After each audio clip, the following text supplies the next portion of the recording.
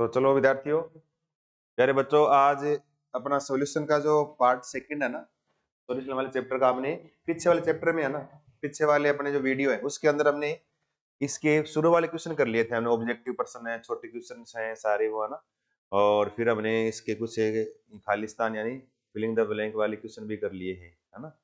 ये अपना हो गया था यहाँ तक पीछे वाले चैप्टर में यानी वीडियो में, है ना। यहाँ तक हो गया था ये, यहाँ तक। अब इसके बाद यहाँ से स्टार्ट है ये, है ना। अब देखो फटाफट बताऊंगा, थोड़ा सा मैं तेज, थोड़ा लंबा हो जाएगा, थोड़ा आप जल्दी कैप्चर करना है इसको। थोड़ा मैं आपको करने का तरीका बता दूं, फिर आप उसको आगे और डेरिवेशन करते रहना।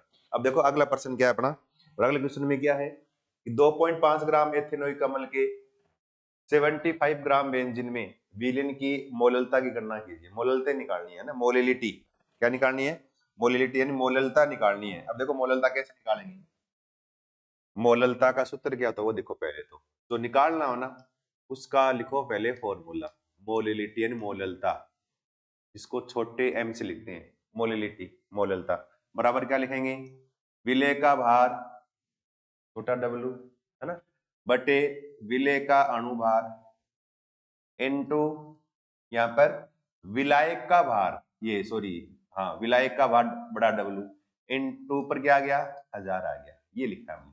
ये क्या है, मोलिलिटी या मोललता का सूत्र है।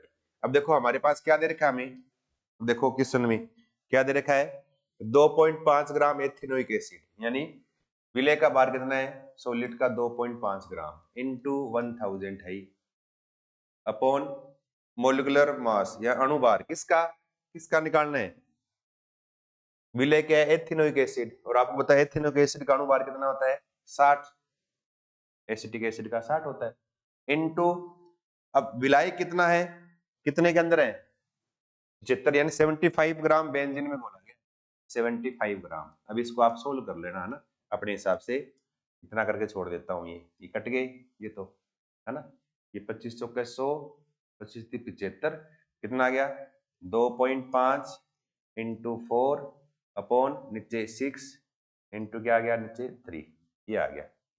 तो इसको गुणा करेंगे तो 10 हो गए ऊपर वाले, नीचे 18 हो गए तरह से, है ना। तो इसमें 5/9 इसका भाग देके देखें ना तो 0.9 45 ये आ गई, तो 0.55 छोटा m लिखना है, ये मोलिलिटी आ गई, इसकी मोललता आ गई, तो ये निकालना था हमें इसमें, ठीक है ना। फॉर्मूला आना चाहिए, अगर फॉर्मूला आता है ना तो वैल्यू पुटअप करके वैल्यू रख के आप आराम से इसके क्वेश्चन आराम से सोल्व कर सकते हो। देखो अगला प्रश्न, और अगला अपना क्या है कि क्वथनांक उन्नयन द्वारा विलेय का मोलर द्रव्यमान ज्ञात करने का सूत्र ज्ञात है, ये इसका फॉर्मूला डेरिवेशन करना आपको इसका। अब देखो कैसे, चाहे हिमांक अवनमन हो यानी डिप्रेशन इन फ्रीजिंग पॉइंट, चाहे क्वथनांक के उन्नयन हो, कुछ भी हो है ना, उनको आप आराम से कर सकते। थोड़ी सी आप टेक्निक थोड़ा ध्यान रखनी है कैसे है ना, किस तरह से करना है, थोड़ा सा करने का तरीका थोड़ा सा आपको ध्यान रखना है, और कुछ नहीं है। देखो बहुत इजी है, इस तरह से देखो, यूं क्या पूछा है, क्वथनांक उन्नयन द्वारा विलेय का अणुभार ज्ञात करने का सूत्र निकालना है, यानी मोलिकुलर मास ऑफ सोल्यूट, यानी इसको बोलते हैं नॉन वोलेटाइल सोल्यूट, ऐसे लिखा हुआ था एग्जाम में कि नॉन वोलेटाइल सोल्यूट का मोलिकुलर मास कैलकुलेट करना है, किससे, with the help of elevation of boiling point, यानी क्वथनांक उन्नयन की सहायता से, क्वथनांक उन्नयन से विलेय का अणुभार ज्ञात करने का फॉर्मूला निकालना है। तो देखो कैसे निकालना है, तो यहाँ लिखना आपको क्या लिखना है कि जैसे यूं लिख दे कि विलायक है ना, सोलवेंट, विलायक का क्वथनांक,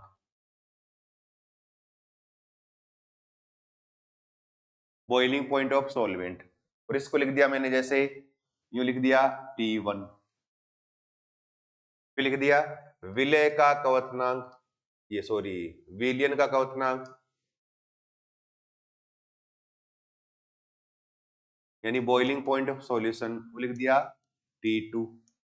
और हमें पता है कि जब विलयन बनेगा तो विलेय पदार्थ मिलाएंगे तो क्वथनांक के मान में क्या होगी, वृद्धि होगी, एलिवेशन यानी क्वथनांक बढ़ेगा, इसका मतलब T1 का मान कम, T2 का मान क्या होगा ज्यादा। क्वथनांक के मान में कितनी वृद्धि हुई तो उसको क्वथनांक उन्नयन, क्वथनांक उन्नयन, या क्वथनांक के मान में वृद्धि, उन्नयन, क्वथनांक उन्नयन या क्वथनांक के मान में वृद्धि यानी इलिवेशन बॉइलिंग पॉइंट, और इसको डेल्टा टीबी ऐसे लिखते हैं शॉर्ट में, डेल्टा टीबी यानी बॉइलिंग पॉइंट यानी या बॉइलिंग टेम्परेचर, डेल्टा मतलब परिवर्तन कितना हुआ, तो कितना हो गया लिखेंगे T2 minus T1, T2 minus T1।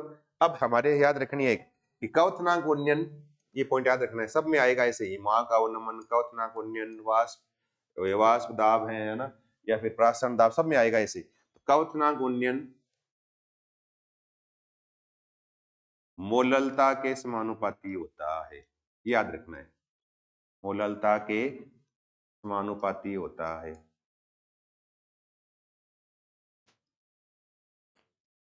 Elevation in boiling point is directly proportional to molality। क्या लिखेंगे ऐसे, डेल्टा टीबी समानुपाती मोलिलिटी लिख दे छोटे एम से, और इसको समानुपाती का निशान हटाएं, बीच लिखते हैं यहाँ एक कांस्टेंट के बी इंटू एम। के बी को बोलते हैं, क्या बोलते हैं, बीच लिखा था मैंने, मोलल क्वथनांक उन्नयन स्थिरांक, मोलल क्वथनांक उन्नयन स्थिरांक यानी इब्लियोस्कोपिक कांस्टेंट बोलते हैं। इस चीज की लिखी इकाई केल्विन किलोग्राम पर मोल है ना, ऐसे लिखी थी अपन पीछे। अब देखो इसके समानुपाती है। अब m जो होता है ना, m क्या होता है, मोलिलिटी, और ये क्या होता है, विलय का भार इंटू 1000 अपॉन विलय का अणुभार है ना, और इंटू विलायक का भार, ये होता है। और अगर ये यार रख दे इसकी जगह, हमारे पास डेल्टा टीबी क्या आ जाएगा, डेल्टा टीबी बराबर के बी तो है ना, इंटू छोटा डब्लू इंटू 1000 अपॉन छोटा एम इंटू डब्लू। ये हमारे पास फॉर्मूला आ गया, क्वथनांक उन्नयन का सूत्र आ गया ये, ठीक है ना। क्या आ गया हमारे पास, इलिवेशन इन बॉइलिंग पॉइंट का फॉर्मूला आ गया ये, डेल्टा टीबी। देखो अब क्या क्या कीजिए, डेल्टा टीबी क्या लिखोगे, वही क्वथनांक उन्नयन, क्वथनांक के मान में होने वाली वृद्धि, ठीक है। के बी लिख दिया हमने, ये मोलल क्वथनांक उन्नयन स्थिरांक है। छोटा डब्लू जो है ना, ये है विलय का भार यानी वेट ऑफ सोल्यूट, विलय का भार है। और छोटा एम जो है ना, ये विलय का अणुभार, मोलिकुलर मास ऑफ सोल्यूट, विलय का अणुभार, अणुभार है। और बड़ा ये बड़ा एम जो है ना, ये छोटा बड़ा डब्लू बच गया ना, बड़ा डब्लू ये है विलायक का भार, वेट ऑफ सोल्यूट, विलायक का भार, ये आ गया। ये तो आ गया हमारे पास क्वथनांक उन्नयन यानी इलिवेशन इन बॉइलिंग पॉइंट का सूत्र आ गया। और हमें क्या निकालना है, क्वथनांक उन्नयन की सहायता से अवाष्पशील विलय का अणुभार ज्ञात करना है, यानी molecular mass of non volatile solute उसका निकालना है। और वो कौन सा है, ये तो है विलय का अणुभार, ये निकालना है। ये इधर लाएंगे तो इधर आ जाएगा, फॉर्मूला बार आ जाएगा। तो अगला देखो कैसे लिखना है, हम क्या लिखेंगे, क्वथनांक उन्नयन की सहायता से, क्वथनांक उन्नयन की सहायता से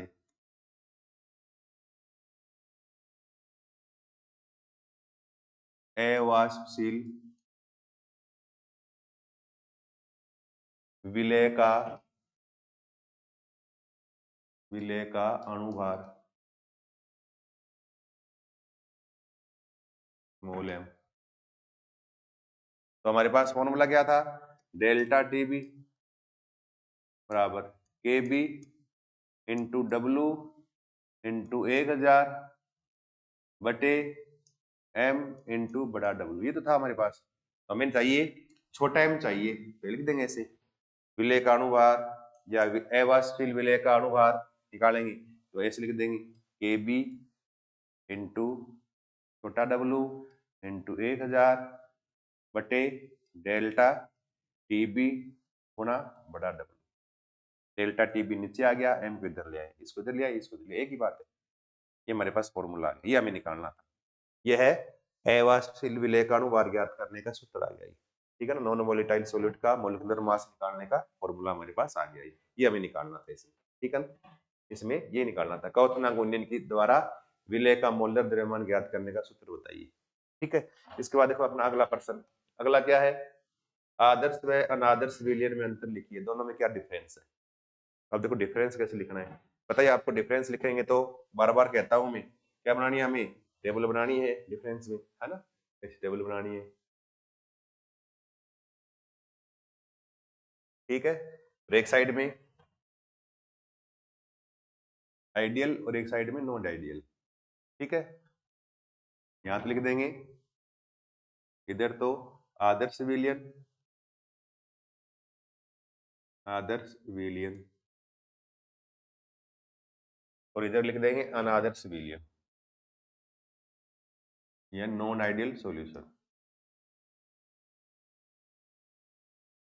आइडियल सॉल्यूशन और नॉन आइडियल सॉल्यूशन ये लिख देंगे, ठीक है।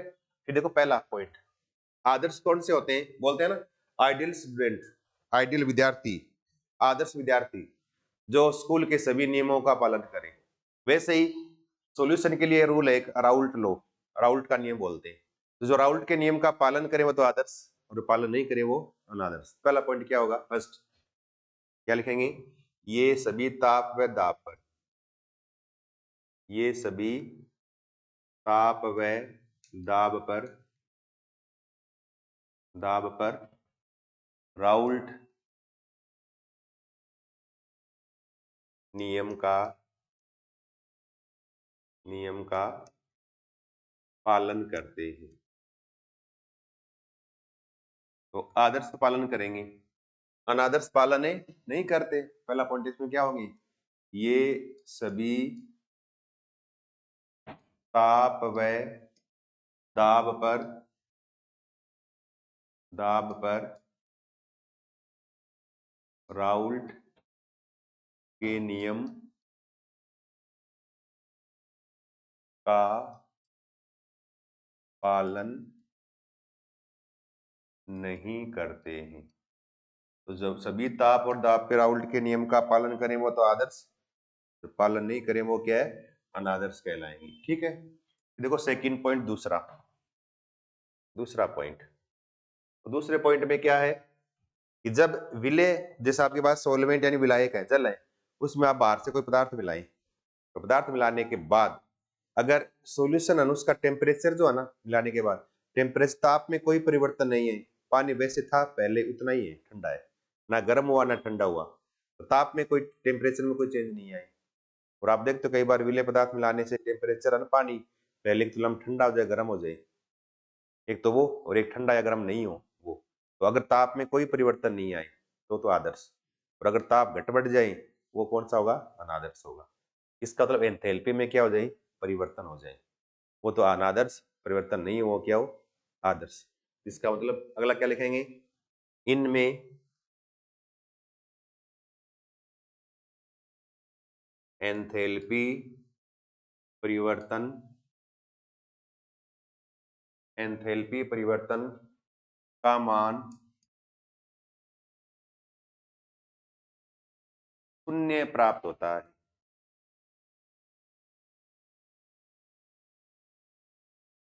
क्या लिखेंगे, डेल्टा एच इक्वल टू 0।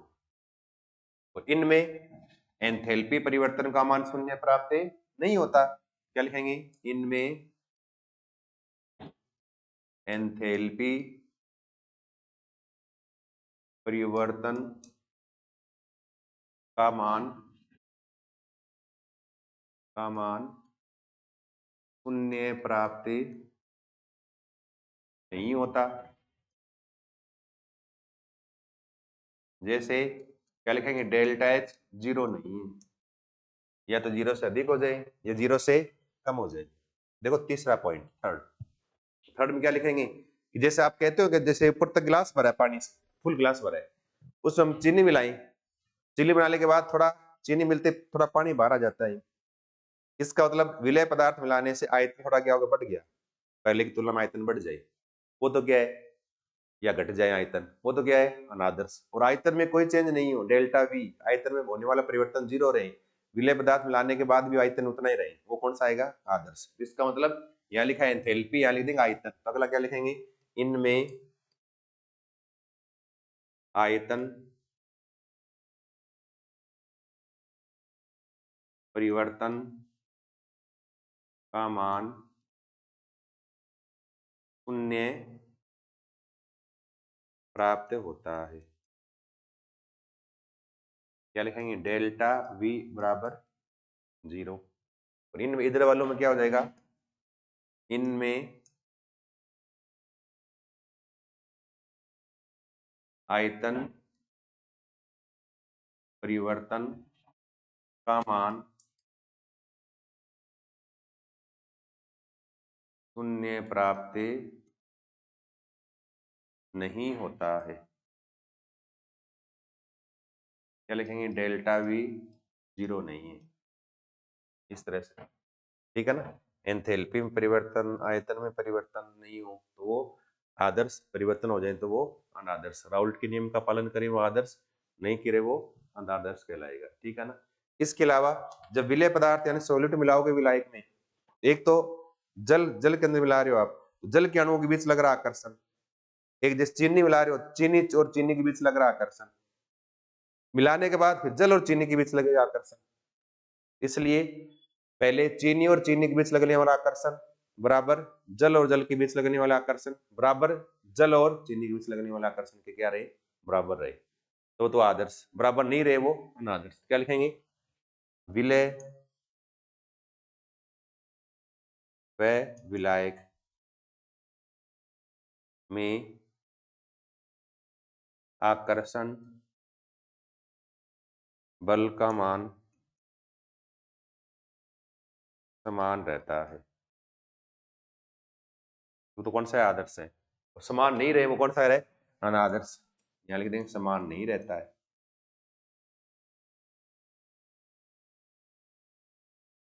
वो अनादर्श।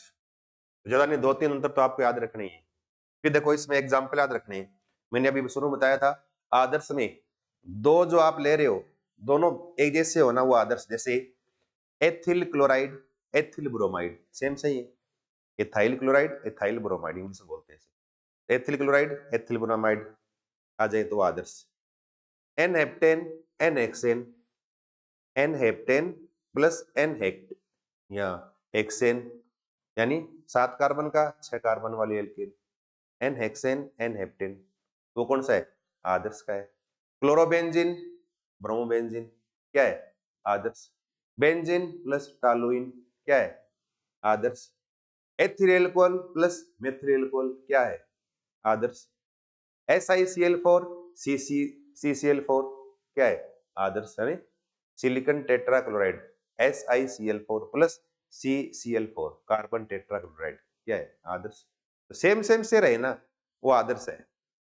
दोनों अलग अलग बिल्कुल अलग आ जाए वो कौन से है, अनादर्श।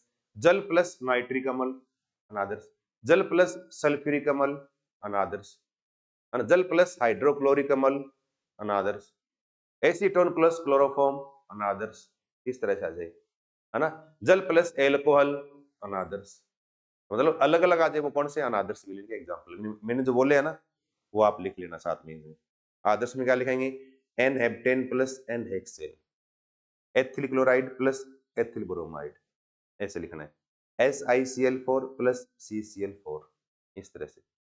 एथेनॉल प्लस मेथेनॉल, यानी ethyl alcohol plus methyl alcohol, ऐसे इस तरह से लिख सकते हो आप। बेंजीन प्लस टालोइन, ये सारे क्या है, आदर्श वाले बोल रहा हूँ। अनादर्श में क्या है, जल प्लस कोई भी एसिड लिख दो, जल प्लस नाइट्रिक अम्ल, जल प्लस सल्फ्यूरिक अम्ल, जल प्लस हाइड्रोक्लोरिक अम्ल, या कौन से अनादर्श विलयन है। एल्कोहल प्लस जल अनादर्श विलयन है, इस तरह से, इस तरह से। एसीटोन प्लस क्लोरोफॉर्म अनादर्श विलयन, अलग अलग हो दोनों ना, बिल्कुल मिक्स नहीं हो, बिल्कुल सेम एक जैसे नहीं हो, वो अनादर्श विलयन का एग्जांपल है। ये आपको याद रखने उदाहरण भी इनके, ठीक है ना। ये आदर्श और अनादर्श विलयन में अंतर है, थोड़ा याद रखना है, ठीक है ना। अगला देखो, निम्न को समझाइए। क्या करना है, निम्न को समझाइए। हेनरी का नियम लिखना है, इसकी अनुप्रयोग और इनकी शर्तें। एक पेपर में एक साथ सारा नहीं आता, लेकिन इनमें से कोई प्रश्न आ ही जाएगा। हेनरी का नियम लिखिए या हेनरी के नियम के अनुप्रयोग लिखिए, कहाँ काम में आता है वो लिखिए। हेनरी के नियम की शर्तें, 4 शर्तें कौन सी वो लिखनी है, ठीक है ना। देखो कैसे लिखनी है, किस तरह से लिख सकते हो आप। देखो पहला तो हेनरी का नियम है क्या, और हेनरी का नियम किसके लिए है, द्रव्य में गैस घुलती है तब उस पर लगने वाले दाब के साथ उसका संबंध है। क्या लिखेंगे, निश्चित ताप पर किसी द्रव्य में घुली हुई गैस की मात्रा उस पर लगाए गए दाब के क्या होती है, समानुपाती होती है, लिखना है बस। तो क्या लिखेंगे, निश्चित ताप पर, निश्चित ताप पर किसी द्रव्य में घुली गैस की मात्रा m, गैस की मात्रा m उस पर, सर थंबनेल बनाना, थंबनेल बनाना वक्त के लिए, मात्रा m उस पर लगाए गए दाब, उस पर लगाए गए दाब P के समानुपाती होती है।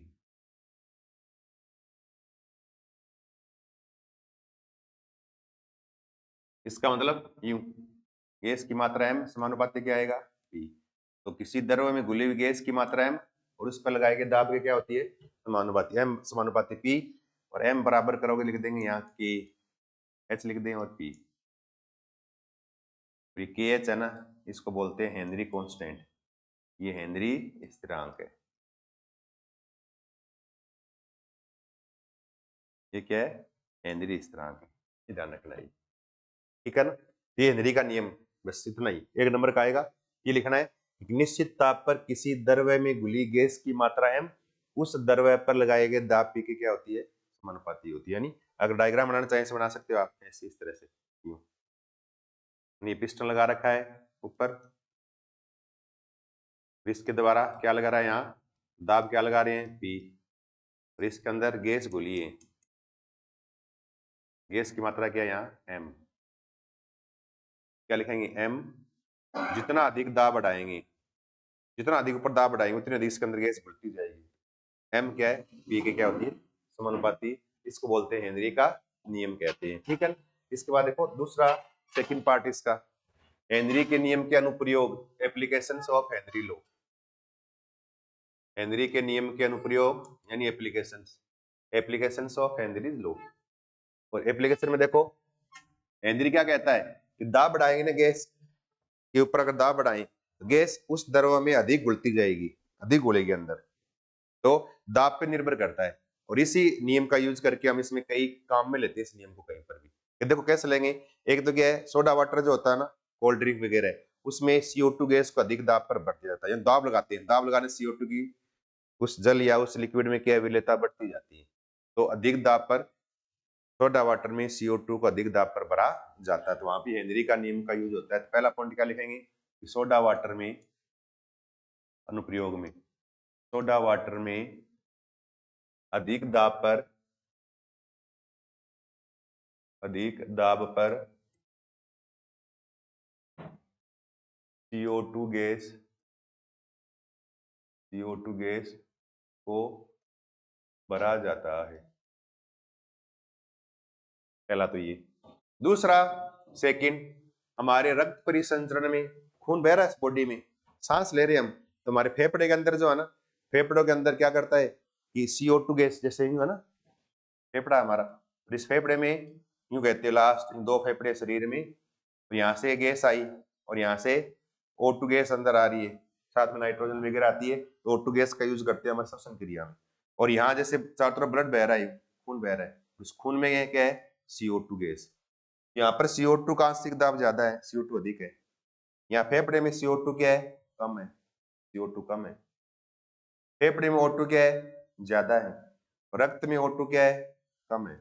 गैस क्या करेगी, हमेशा अधिक से कम की तरफ चलेगी। तो यहाँ गैस O2 ज्यादा है ना, क्या करेगी, ये अधिक दाब से कम दाब की ओर यानी खून में आके घुल जाएगी। और यहाँ CO2 अधिक है, भार कम है, तो यहाँ अधिक से कम की तरफ वापस फेफड़े के अंदर आ जाएगी। यानी फेफड़े में CO2 वापस बाहर आना और फेफड़े से O2 का रक्त में घुलना, ये आंशिक दाब पे निर्भर करता है, इस गैस के प्रेशर पे निर्भर करता है। दाब बढ़ता है तो विलेयता बढ़ती है, ये हेनरी का नियम है। तो रक्त परिसंचरण के साथ गैसों का विनिमय जो होता है ना, वो हेनरी के नियम के अनुसार ही होता है। तो हम क्या लिखेंगे कि श्वसन क्रिया में रक्त के साथ गैसों का आदान प्रदान उसके आंशिक दाब पर निर्भर करता है। क्या लिखेंगे? श्वसन क्रिया में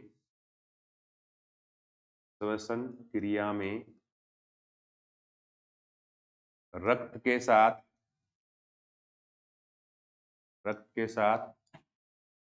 गैसों का आदान प्रदान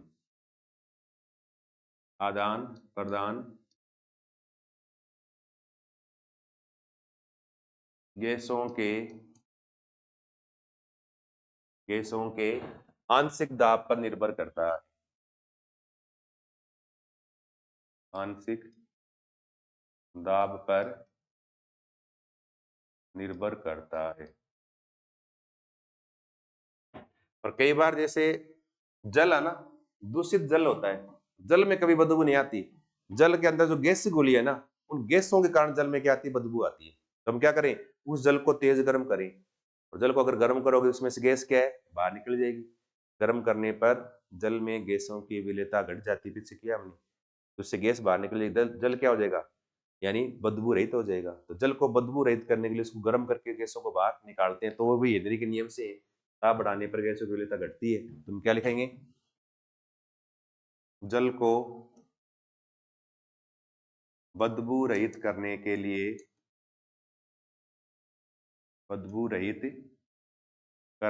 लिए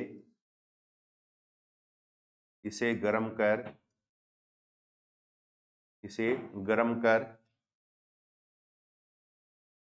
गैसों को बाहर निकाल दिया जाता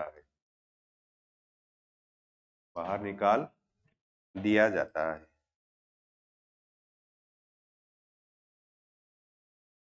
इसी प्रकार से जितने भी समुद्री गोताखोर है वो क्या करते हैं? O2 के साथ हीलियम और नाइट्रोजन गैस को यूज करते हैं। वो भी आंशिक दाब पे निर्भर करता है, किस प्रकार से O2 ज्यादा ना घुले शरीर में, ताकि बाहर निकले दिक्कत नहीं हो, है ना। उसके लिए भी ये क्या लिखेंगे? समुद्री गोताखोर स्क्वायर ड्राइवर बोलते हैं। समुद्री गोताखोर श्वसन क्रिया के लिए O2 के साथ यानी ऑक्सीजन के साथ N2 व हीलियम, नाइट्रोजन व हीलियम का मिश्रण काम में लेते हैं।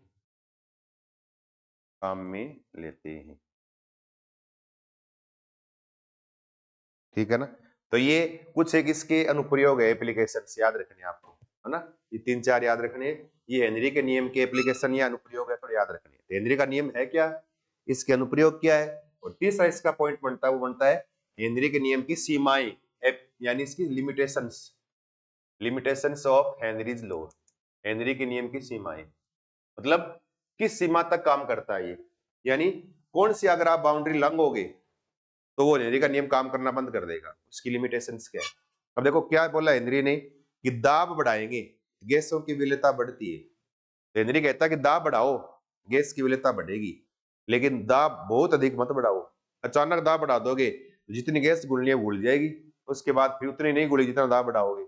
इसलिए दाब धीरे धीरे बढ़ाओ, आराम से। गैस की विलेयता बढ़ाने के लिए दाब अधिक हो, लेकिन बहुत ज्यादा नहीं होना चाहिए। दूसरा क्या है? ताप कम होना चाहिए, ताकि गैस बाहर ना निकले, अंदर घुलती जाए, इसलिए सोडा वाटर ठंडा करके रखते हैं। ताप कम करने से गैसों की विलेयता बढ़ती है। फिर हेनरी क्या कहता है कि ताप कम हो, लेकिन बहुत अधिक भी कम नहीं होना चाहिए। और तीसरा विलयन क्या होना चाहिए? तनु, उसके अंदर पहले से कुछ पदार्थ मिला हुआ नहीं हो, क्योंकि ताकि उस विलयन के अंदर अगर कुछ खालिस्तान है, वो क्या है, अगर पहले से कुछ पदार्थ मिला देंगे तो वो खालिस्तान वो पदार्थ भर देगा, गैसों घुलने के लिए जगह नहीं बचेगी। इसलिए विलयन क्या अत्यधिक तनु होना चाहिए, उसमें अंदर पहले से कुछ मिला हुआ नहीं होना चाहिए। और चौथा क्या है? जब गैस घुले ना विलयन में, तब उस गैस की आणविक अवस्था नहीं बदलनी चाहिए। जैसे अगर गैस ऑक्सीजन है, O2 है, तो घुलने के बाद भी अंदर क्या रहे, वो O2 रहे। ये नहीं कि वो विलीन के साथ क्रिया करके कोई अन्य पदार्थ, कोई यौगिक बना दे, फिर गैस नहीं रहेगी, फिर हेनरी का नियम लागू नहीं होगा, ध्यान रखना। तो गैस की आणविक अवस्था का बदलने नहीं चाहिए। तो 4 इसकी एप्लीकेशंस हैं। पहला क्या है, फर्स्ट, दाब अधिक हो, दाब अधिक हो लेकिन बहुत अधिक नहीं हो, बहुत ही अधिक नहीं होना चाहिए। पहली लिमिटेशन, दाब ज्यादा रखो लेकिन अचानक ज्यादा दाब नहीं करना आपको, ठीक है ना। दूसरा, ताप कम हो, तब हेनरी का नियम लागू होगा। ताप कम हो लेकिन बहुत कम नहीं होना चाहिए, ऐसे पदार्थ जम जाए कहीं, बहुत कम नहीं होना चाहिए, बहुत कम नहीं होना चाहिए। तीसरा, थर्ड, विलियन क्या हो, तनु होना चाहिए, उसके अंदर पहले से कुछ मिला हुआ नहीं हो। अगर कुछ मिला हुआ होगा फिर गैस कम घुलेगी। क्यों? क्योंकि वो खालिस्तान है, वो पदार्थ से भर जाएंगे, जल के अंदर खालिस्तान, उसका तो गैस घुल रही है, पदार्थ से भर जाएंगे, तो गैस घुलने की जगह बचेगी नहीं, तो गैस कम घुलेगी, हेनरी के नियम की पालना नहीं होगी। तो इसलिए विलीन क्या है, अत्यधिक तनु होना चाहिए। और चौथा क्या है, गैस की आणविक अवस्था में, गैस की आणविक अवस्था में कोई परिवर्तन नहीं होना चाहिए। जब गैस घुले ना, उसी रूप में रहे अंदर भी, उसकी आणविक अवस्था न बदले। अब देखो यहाँ पर एक पॉइंट बनता है, और ये कई बार पूछते हैं एग्जाम में, कि अमोनिया को बेंजीन में घोलने पर, बेंजीन में घोलने पर, घोलने पर हेनरी का नियम लागू होता है, नियम लागू होता है। लेकिन जल में घोलने पर, जल में घोलने पर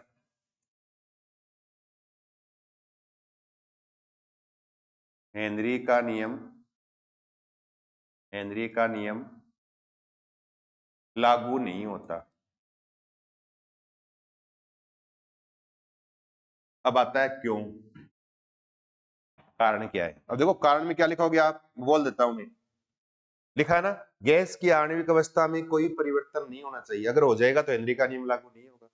अब देखो, अमोनिया को अगर बेंजीन में घोलोगे तो अमोनिया बेंजीन के साथ कोई रिएक्शन नहीं करती है, उस अवस्था में अमोनिया है वो NH3 के रूप में रहेगी बेंजीन में, तो इसकी आणविक अवस्था बदले नहीं, इसलिए हेनरी का नियम लागू रहेगा। लेकिन अगर अमोनिया को जल में घोल दिया जाए, अमोनिया को जल में घोल दिया जाए तो अमोनिया जल के साथ क्रिया कर लेती है, और फिर ये अमोनिया नहीं रहती, क्या बन जाएगा, अमोनियम हाइड्रोक्साइड, NH4OH बन गया, इसकी आणविक अवस्था बदल जाती है। इसलिए जल में अमोनिया में हेनरी का नियम लागू नहीं होता। तो क्या लिखेंगे, उत्तर में क्या लिखेंगे, कि बेंजीन में अमोनिया की आणविक अवस्था बदलती नहीं है, इसलिए बेंजीन में अमोनिया घोलने पर हेनरी का नियम लागू होता है। एक पॉइंट तो ये, फिर और क्या लिखोगे, लेकिन जल में अमोनिया घोलने पर अमोनिया जल के साथ क्रिया कर अमोनियम हाइड्रोक्साइड का निर्माण कर लेती है, जिससे इसकी आणविक अवस्था बदल जाती है और हेनरी का नियम लागू नहीं होता है। बस ये तो है हेनरी के नियम की शर्तें, सीमाएं, है ना। देखो हेनरी का नियम क्या है वो याद रखना है, ठीक है ना। हेनरी के नियम के एप्लीकेशंस क्या है, कहाँ काम में आता है वो याद रखनी है, ठीक है ना। उसके बाद हेनरी के नियम की सीमाएं क्या है या इसकी शर्तें क्या है, यानी लिमिटेशंस क्या है, ये लिखा होता है। हेनरी के नियम की 2 सीमाएं लिखो या हेनरी के नियम की 2 शर्तें लिखो, तब भी शर्तें आ जाए या सीमाएं लिखा आ जाएगी, बात है दोनों, शर्तें आ जाए या सीमाएं आ जाए, यानी लिमिटेशंस आ जाए, वो क्या हेनरी के नियम की लिमिटेशन से 3-4, ये 4 याद रखनी है, ठीक है ना। तो अपना ये प्रश्न पूरा हो गया। इसके बाद देखो अगला प्रश्न अपना, अगला क्या है, प्रासरण दाब को परिभाषित कीजिए और इसका सूत्र लिखिए। अभी लिखा था प्रासरण दाब। जब प्रासरण क्रिया होगी ना, प्रासरण क्रिया के दौरान अर्ध पारगम्य झिल्ली पर लगने वाला दाब, क्योंकि प्रासरण क्रिया किससे होती है? अर्ध पारगम्य झिल्ली से होती है। प्रासरण क्रिया में क्या है? विलायक के अणु अर्ध पारगम्य झिल्ली के द्वारा अपनी अधिक सांद्रता से कम सांद्रता की तरफ गमन करते हैं। इस क्रिया को बोलते हैं प्रासरण। और इस प्रासरण क्रिया के दौरान अर्ध पारगम्य झिल्ली पर लगने वाला दाब प्रासरण दाब कहलाता है। याद रखना। अब प्रासरण दाब का सूत्र लिखना है हमें, ठीक है ना?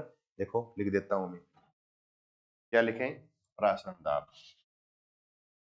क्या लिखना है? प्रासरण दाब। और इसमें क्या लिखना है? प्रासरण क्रिया के दौरान, शॉर्ट में लिख देता हूं मैं, है ना? बाकी प्रासरण है क्या बता दिया पीछे मैंने। प्रासरण क्रिया के दौरान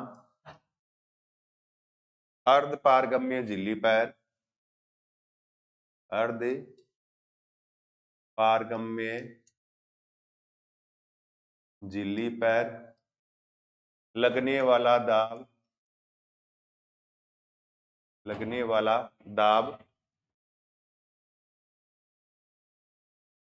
प्रासरण दाब कहलाता है।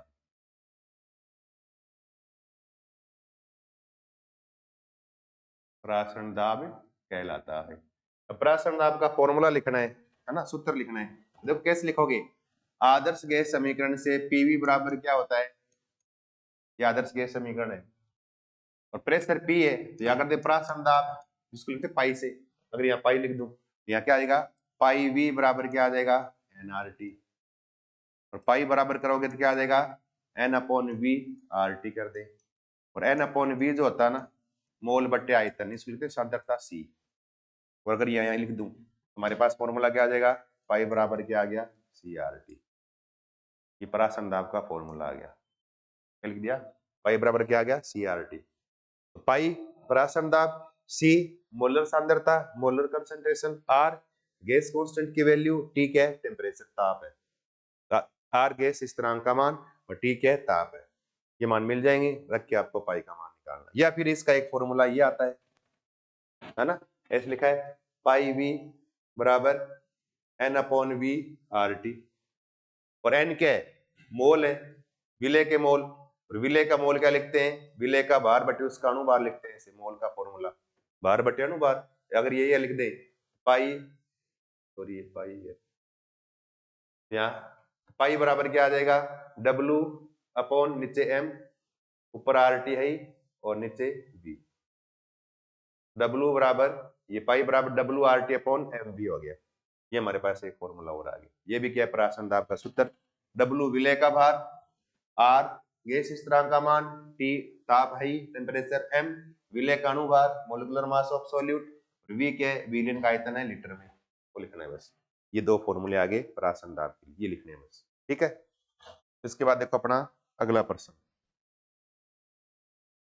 और अगला क्या है? हिमांक अवनमन किसे कहते हैं? इससे विलय का मोलर द्रव्यमान ज्ञात करने का सूत्र लिखिए बस। इससे वो क्वथनांक गुणने वाले की तरह ही है। और हिमांक अवनमन का मतलब क्या हो गया? हिमांक के मान में क्या आना? कमी आना। क्या लिखेंगे इस तरह से? हिमांक अवनमन, डिप्रेशन इन फ्रीजिंग पॉइंट। हिमांक अवनमन। और एक होता है क्वथनांक ताप, जब द्रव्य का वाष्प दाब वायुमंडलीय दाब के बराबर हो जाए तब द्रव्य उबलने लगता है, वो वाष्प, वो क्वथनांक ताप है। और हिमांक जमना क्या हो? जब ठोस का वाष्प दाब द्रव्य के वाष्प दाब के बराबर हो जाए तब द्रव्य जमने लगता है, उसको बोलते हैं हिमांक ताप। और विलय पदार्थ मिलाने से हिमांक के मान में क्या होती है? कमी, जिसको बोलते हैं हिमांक अवनमन कहते हैं, ठीक है ना? विलय पदार्थ मिलाने से हिमांक के मान में कमी हो जाती है, इसे हिमांक अवनमन कहा जाता है। एक लाइन लिख देंगे कि विलय पदार्थ मिलाने से, विलय पदार्थ मिलाने से हिमांक के मान में होने वाली कमी, हिमांक के मान में होने वाली कमी, हिमांक अवनमन कहलाता है।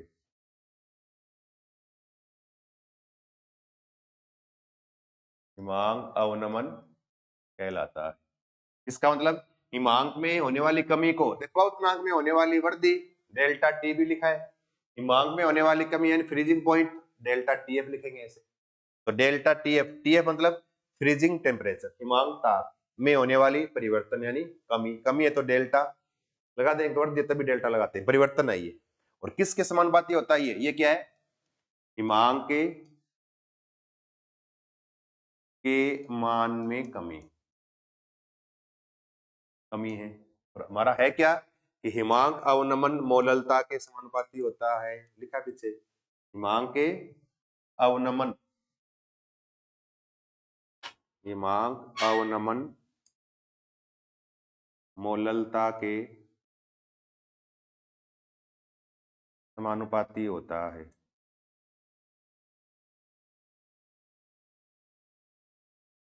क्या लिखेंगे ऐसे, डेल्टा टीएफ समानुपाती हिमांक मोललता एम, और हटा दें समानुपाती का निशान पीछे वाले की तरह ही, तो लगा देंगे यहाँ के एफ एम, और के एफ पता ही आपको, लिखा पीछे हमने, क्या है मोलल, के एफ क्या है मोलल हिमांक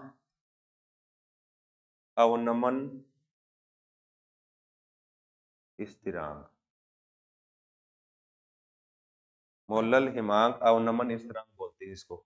और अगर m है, ये मोललता है, और मोललता का फॉर्मूला पता ही आपको, तो डेल्टा टी एफ बराबर, अब लिख दें मोललता m की जगह, मोललता का लिख दो फॉर्मूला, क्या होता है मोललता, विलय का भार इंटू 1000 है ना, बटे विलय का अनुभार इंटू विलायक का भार, ये आ गया हमारा हिमांक के अवनमन का सूत्र आ गया ये।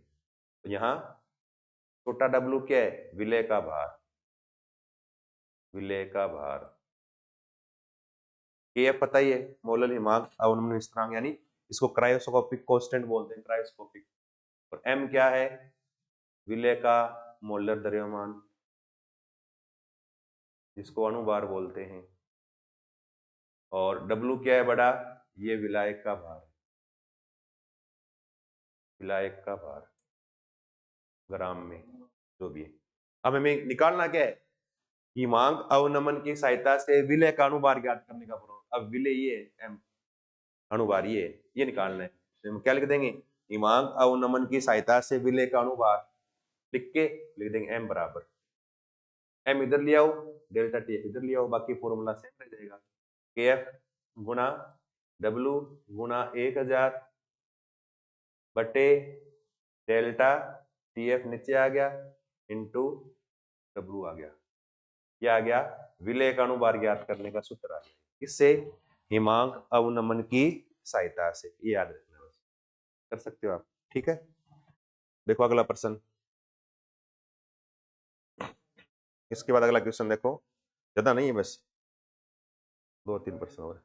अब देखो अगला प्रश्न क्या है, अगला न्यूमेरिकल है, प्रोटीन के, क्वेश्चन क्या है, प्रोटीन के 200 ml जलीय विलयन में इतना gram protein, 1.26 gram protein, 300 kelvin पर इस विलयन का परासन दाब इतना है 2.57 10⁻³ बार, प्रोटीन का मोलर द्रव्यमान ज्ञात कीजिए। तो यानी परासन दाब वाले फॉर्मूले से निकालना हमें इसका प्रोटीन का अणुभार। प्रोटीन का अणुभार ज्ञात करने, देखो फॉर्मूला कैसे निकालोगे, पीछे हम लिखा, देखो ये रहा सूत्र, ये वाला, ये है विलय का अणुभार ज्ञात करने का फॉर्मूला, m बराबर पाई इधर आ जाएगा, तो WRT अपॉन पाई भी हो जाएगा, हमारे पास फॉर्मूला क्या हो जाएगा, ये इस तरह से, ये था ना प्रासन दाब का सूत्र, ये WRT अपॉन mv, ये था। हमें विलय का अणुभार निकालना है, तो छोटा m बराबर WRT अपॉन पाई v हो जाएगा, m निकालना है, W कितना है देख लो, W कितना है 1.26 ग्राम, कितना है 1.26 ग्राम प्रोटीन है, इनटू R का मान कितना दे रखा है, प्रासन दाब दे रखा है पाई R, अब R का मान हमें लिखना है, तो याद रखना R का मान, थोड़ा ध्यान रखना, ये होता है 0.0821 लीटर वायुमंडल पर केल्विन पर मोल। क्या होता है ये? आर के जैसे अलग अलग मान होते हैं। आर का एक तो ये होता है 8.314 है ना, जूल पर केल्विन पर मोल। ये जूल पर केल्विन पर मोल, और हमें यहाँ एटमॉस्फेयर में करना है तो 0.0821 लीटर वायुमंडल पर केल्विन पर मोल ये होता है, ये रखना है। प्राशन दाब में सब ये रखते हैं हम। टी कितना है? 300 केल्विन लिखा है, 300 केल्विन है। भाई प्राशन दाब का मान कितना है? 2.57 10 की पावर -3, 2.57 10 की पावर -3। और आयतन कितना है? कितना है? 200 ml विलियन है। कितना है? 200 ml विलियन। इस तरह से इसको आप लीटर में चेंज कर लो, तो करके निकाल लो। यहाँ पर विले का अणुभार आ जाएगा, ये इसको सोल्व कर लो, गुणा भाग करके उत्तर निकाल लो। ये क्या आ जाएगा? विले का अणुभार ज्ञात करने का फॉर्मूला, और इससे इसकी वैल्यू आ जाएगी। ठीक है, ये फॉर्मूला लगाना है, कुछ नहीं करना है। इसके बाद देखो अपना अगला प्रश्न, और अगले में क्या है? 8वें में कि आयनिक यौगिक AB, क्या दिखा है? आयनिक यौगिक AB का सिद्धांतिक अनुभार व प्रेक्षित अनुभार, सिद्धांतिक तो 58.2 है, प्रेक्षित यानी 30। ये तो है थ्योरेटिकल वैल्यू सिद्धांतिक, और ये ऑब्जर्व्ड वैल्यू यानी 30 यानी प्रेक्षित मान। तो वांट ऑफ गुणांक व वियोजन की मात्रा की गणना करनी है। वांट ऑफ गुणांक निकालना है और वियोजन की मात्रा निकालनी है, बहुत इजी है। देखो ऐसे वांट ऑफ गुणांक का फॉर्मूला ये होता है, वांट ऑफ गुणांक क्या है? वांट ऑफ गुणांक, वांट ऑफ फैक्टर, जिसको आई से लिखते हैं, आई बराबर फॉर्मूला क्या होता है? अणुसंख्यक गुण धर्म का प्रेक्षित मान, ऑब्जर्व्ड वैल्यू, प्रेक्षित मान बटे अणुसंख्यक गुण धर्म का सिद्धांतिक मान, ऐसे लिखते हैं। सिद्धांतिक मान, प्रेक्षित मान बटे सिद्धांतिक मान, यूं लिखते हैं हम। लेकिन अणुभार के लिए ये फॉर्मूला उल्टा होता है। ये अणुभार में क्या होगा? अणुभार का सिद्धांतिक मान, अणुभार का सिद्धांतिक मान यानी थ्योरेटिकल वैल्यू बटे अणुभार का प्रेक्षित मान, अणुभार का प्रेक्षित मान।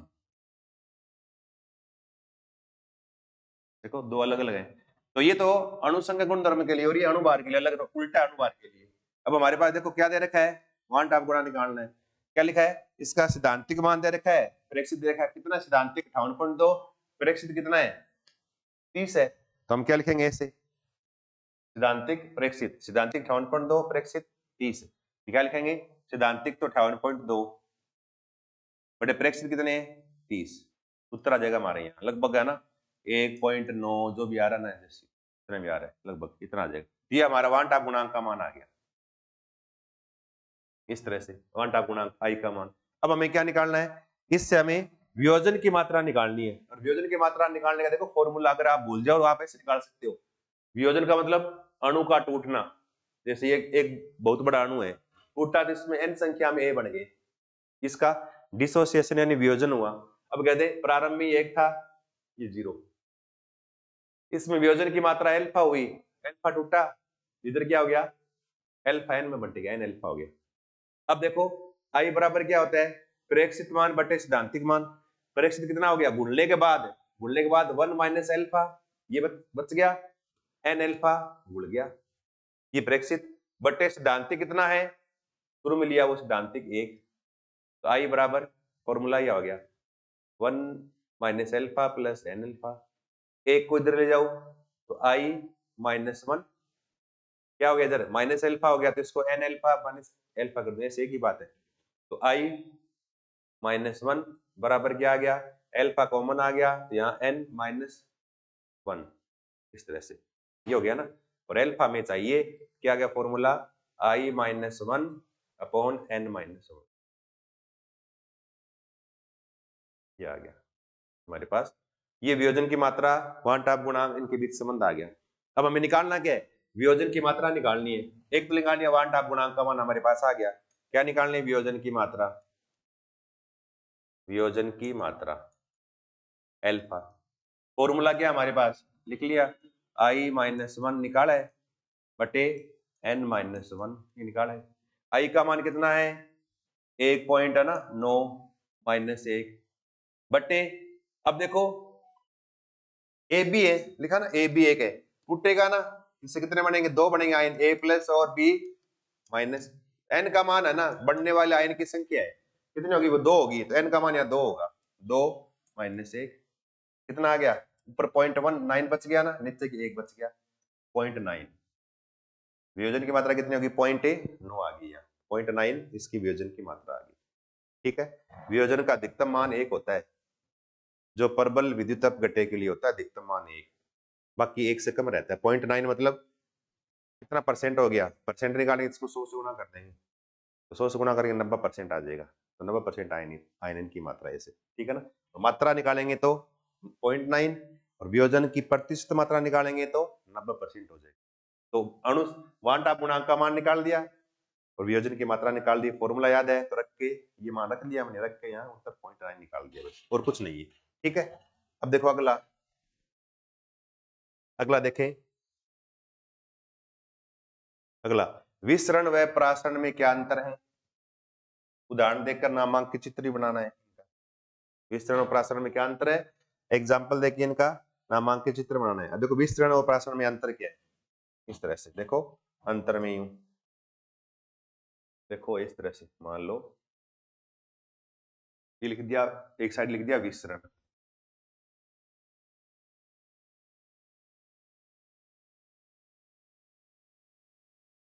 विसरण, एक साइड लिख दिया परासरण, दोनों की डेफिनेशन लिख दो, दोनों में अंतर हो जाएगा, फिर एक डायग्राम बनाना है, बस इतना ही करना है। ठीक है ना, देखो डेफिनेशन में क्या लिखेंगे, इसमें विसरण या डिफ्यूजन, विसरण मतलब डिफ्यूजन, क्या लिखेंगे, पदार्थ के अणुओं का अपनी अधिक सांद्रता से कम सांद्रता की ओर जाना। अब किधर जा रहे हैं हमें कोई मतलब नहीं है, उसको बोलते हैं विसरण। जैसे यहां मैंने कोई अगरबत्ती लगा दी और उसकी खुशबू क्या है दूर तक फैल गई, वो क्या है विसरण है। स्प्रे लगाया, स्प्रे खुशबू दूर तक चली गई, वो क्या है विसरण है। ठीक है ना, जैसे या फिर आपने थोड़ी सी हल्की इंक है, इंक की बूंद पानी में डाली, पूरे पानी में फैल गई, वो क्या है विसरण है। पदार्थ के अणुओं का अपनी अधिक सांद्रता से कम सांद्रता की ओर गमन विसरण कहलाता है। तो एक लाइन क्या लिखेंगे, पदार्थ के अणुओं का, पदार्थ के अणुओं का अपनी अधिक सांद्रता से कम सांद्रता की ओर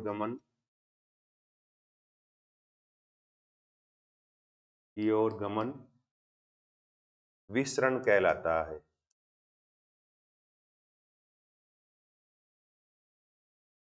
विसरण कहलाता है। और प्रासरण है ना एक प्रकार का विसरण ही है, लेकिन वो अर्धपारगम्य झिल्ली से होता है, बस इतना रखना है। क्या लिखेंगे, अर्धपारगम्य झिल्ली से विलायक के अणुओं का अपनी अधिक सांद्रता से कम सांद्रता की ओर जाना क्या कहलाएगा, प्रासरण। तो इसमें एक लाइन लिख देंगे, क्या लिखेंगे, विलायक के अणुओं का, विलायक के अणुओं का अपनी अधिक सांद्रता से अपनी अधिक सांद्रता से कम सांद्रता की ओर, कम सांद्रता की ओर अर्ध पारगम्य झिल्ली से गमन, अर्ध पारगम्य झिल्ली से गमन प्रासरण कहलाता है।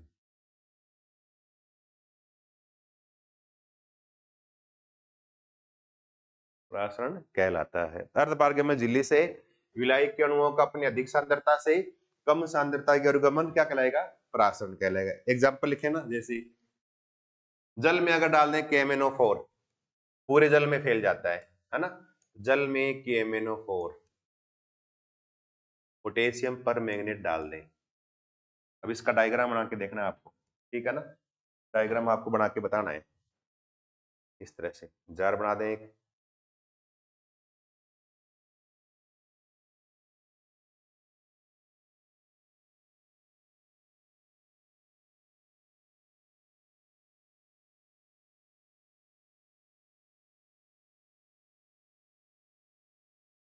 इस तरह से, और ये जल है, ठीक है ना। और KMnO4 कलर क्या होता है, वही कलर ले रहा हूं मैं, है ना, गहरा बैंगनी रंग का होता है, वैसे पर्पल कलर का होता है, लाल लाल रंग का, लेकिन देखो ये KMnO4 है ना, और वो के चारों तरफ फैल जाए ऐसे, इस तरह से, ये KMnO4, ये क्या है, ये है विसरण, ये क्या है, जल, वाटर है, क्या बोलेंगे इसको, विसरण बोलेंगे। और प्रासरण में देखो इस तरह से, प्रासरण में यूं एक थिसिल कीप लेंगे,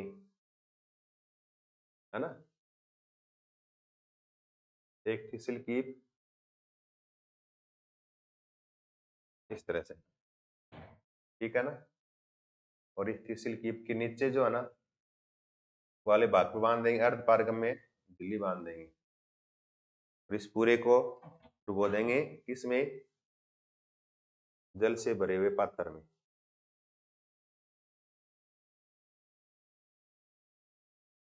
इस तरह से जल से भरे हुए पात्र में डुबो देंगे इसको, तो यहाँ नीचे लगा देंगे, यहाँ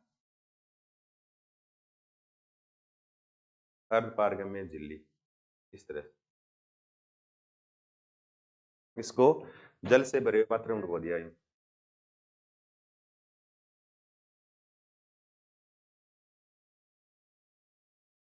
और sir how are you, what are you doing, बढ़िया हो रही, तो ये जल है, क्या है ये जल है, और इसमें क्या है, यह है विलियन, इसमें क्या है, ये विलियन है, ये क्या है, ये विलियन है, ये विलियन है, तो यहाँ जल के अणु क्या है, इधर से जाएंगे इस सॉल्यूशन वाले पार्ट, तो ये क्या है, ये परासरण है ना, और ये क्या है, अर्ध पारगम्य झिल्ली, जिसको लिखता है शॉर्ट में लिख रहा हूं, सेमी परमिएबल मेम्ब्रेन, अर्ध पारगम्य झिल्ली। और बताओ 10-15 मिनट लगेंगे अभी सर मेरे को, और सेमी परमिएबल मेम्ब्रेन या अर्ध पारगम्य झिल्ली बोलते हैं, ठीक है ना, और यहाँ से धीरे धीरे क्या है, ऊपर की तरफ आ जाएगा, इस तरह से बढ़ जाएगा इस तरह से लेवल, तो ये क्या है, परासरण क्रिया के द्वारा, परासरण से क्या है, विलायक के अणुओं का अर्ध पारगम्य झिल्ली से गमन क्या कहलाता है, परासरण। तो ये दोनों में अंतर लिखना है बस, थोड़ा डायग्राम बनाने, ठीक है ना। इसके बाद देखो अपना अगला प्रश्न, ज्यादा ध्यान देने की जरूरत नहीं है। अब देखो हेनरी स्थिरांक किन किन कारकों पर निर्भर करता है, बस 2-3 बात याद रखनी है।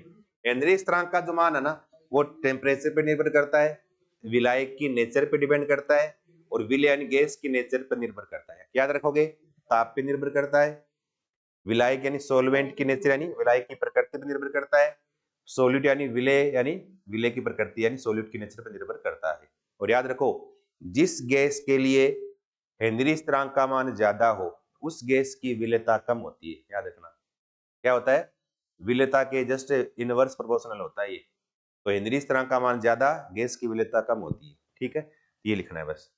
फिर देखो अगला प्रश्न, बस बस थोड़ा सा है सर, एक शीतल पेय पदार्थ की जो कार्बोनेटिक करते हैं कि ठंडी बोतल को खोलने पर गैस के बुलबुले तेजी से बाहर निकलते हैं, अभी बताया था पीछे मैंने कि सोडा वाटर में अधिक दाब पर CO2 गैस को भर दिया जाता है, जब ढक्कन हटाया जाता है तो अधिक दाब से गैस बाहर की तरफ निकलने लगती है, तो गैस के साथ साथ में विलयन भी बाहर निकल जाता है। ये दो लाइन लिखनी है आपको, ठीक है ना, 2 लाइन लिखनी है। एनोक्सिया क्या है, इसके देखो बोल के बताता हूँ, एनोक्सिया क्या है।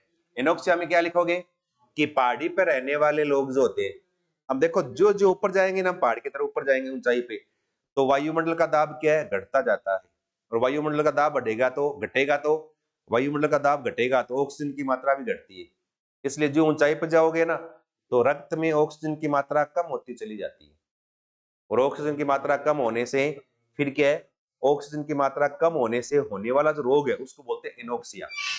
तो पहाड़ी पर या ऊंचाई पर रहने वाले लोगों में ऑक्सीजन की मात्रा रक्त में कम पाई जाती है, इसको बोलते हैं एनोक्सिया कहा जाता है। बस ये 2 ही लाइन लिखनी है। फिर देखो लास्ट अपना प्रश्न है, एक जलीय विलयन का क्वथनांक 374.4 केल्विन है, विलयन का हिमांक ज्ञात कीजिए, यानी क्वथनांक डेल्टा टीबी, टीबी का मान दे रखा है, टीएफ का मान निकालना है, और के एफ और के बी का मान दे रखा है। अब देखो आपको बताइए डेल्टा टी एफ है ना, टी बी के बी है ना, ऐसे delta T F K F ऐसे कर सकते हो। तो यानी T B upon T F बराबर के बी अपॉन के एफ, ये होता है। अब देखो यहाँ पर हमें क्या दे रखा है कि ये दे रखा है टी बी का मान, ठीक है ना, के बी का मान दे रखा है, के बी दे रखा है, के एफ का मान दे रखा है, के एफ दे रखा है, टी एफ का मान निकालना बस। तो 3 मान दे रखे, एक मान निकालना है, गुणा भाग करके आप इसको निकाल लेना ही, ठीक है ना। तो ये जो अपना है ये सॉल्यूशन वाला चैप्टर पूरा हो गया। इसमें अपने लगभग क्वेश्चन हो गए अपने सारे, और एग्जाम में इससे बाहर एक लाइन नहीं आएगी, ये मानो। इस प्रश्नों को आप रट लो, याद कर लो। अगर कोई समझ में नहीं आए तो आप वीडियो को ढंग से देखो, और 2 घंटे का अपना ये वीडियो है, 2 घंटे में अपना पूरा चैप्टर कंप्लीट हो गया ये, ठीक है ना। तो सभी जितने भी विद्यार्थी देख रहे हैं ना, वो क्या करेंगे, इसको वीडियो को आगे शेयर करें, बच्चों को पहुंचाएं, जो अन्य जो गाँव में रहने वाले बच्चे हैं वो देख नहीं पाते उन तक पहुंचाए, ताकि उनको भी इस चीज का फायदा मिले। और एग्जाम में बीच में 4-5 दिन का गैप मिलेगा, उस गैप में आप सारे वीडियो देख के एक बार आप रिविजन कर सकते हो, बहुत आपके लिए महत्वपूर्ण है। आगे भी आप फॉरवर्ड करें और बच्चों को भी बताएं। तो आगे हम सेकंड चैप्टर करेंगे, इसके बाद देखो ये है ना, इसके बाद देखो दूसरा चैप्टर अपना, तो इसकी पीडीएफ मिल जाएगी आपको, मेरे को यूट्यूब चैनल पे आप मैसेज कर देना, जिसके पास पीडीएफ नहीं है मैं वहां से नंबर से भेज दूंगा फिर, है ना। विद्युत रसायन अगला सेकंड चैप्टर अपने कल स्टार्ट करेंगे इसको, है ना। आज अपने 2 चैप्टर, ये एक पूरा चैप्टर हो गया ये, ठीक है। तब तक के लिए धन्यवाद, नमस्कार।